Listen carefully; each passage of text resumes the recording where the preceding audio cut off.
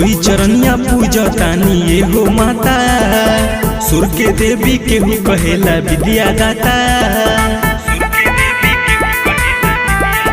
ए माई धोई चरनिया पूजतानी ये हो माता, सुर के देवी केहू कहेला विद्या दाता। अरे हमरो मन सपुरई हो नहीं करी हो निराश हो, ऑनलाइन कोइले बानी अरे घर ही क्लास हो। सरस्वती माता करी हो मैट्रिक में पास हो, ऑनलाइन कोइले बानी घर ही क्लास हो। सरस्वती माई करी हो मैट्रिक में पास हो।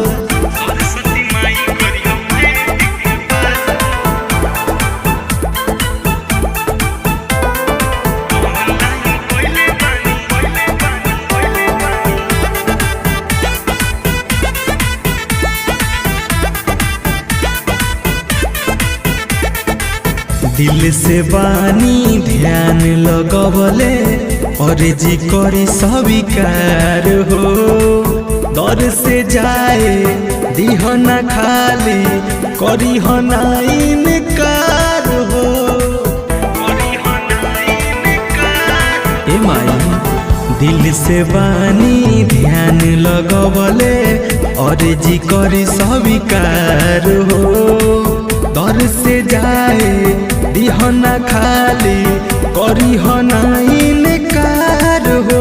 और सेवा में कवनो कमी न करब कोही माई साच हो। ऑनलाइन कोइले बानी अरे घर ही क्लास हो। सरस्वती माता करी हो मैट्रिक में पास हो, ऑनलाइन कोइले बानी घर ही क्लास हो।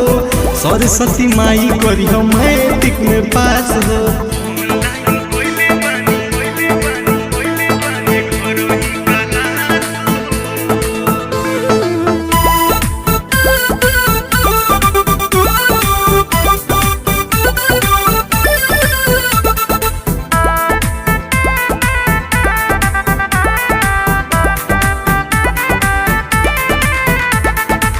हमें से पहले कापी कलम माई तोहर लेनी नाम हो। राजन रुदारा माही मुकदर पर कर उपकार हो।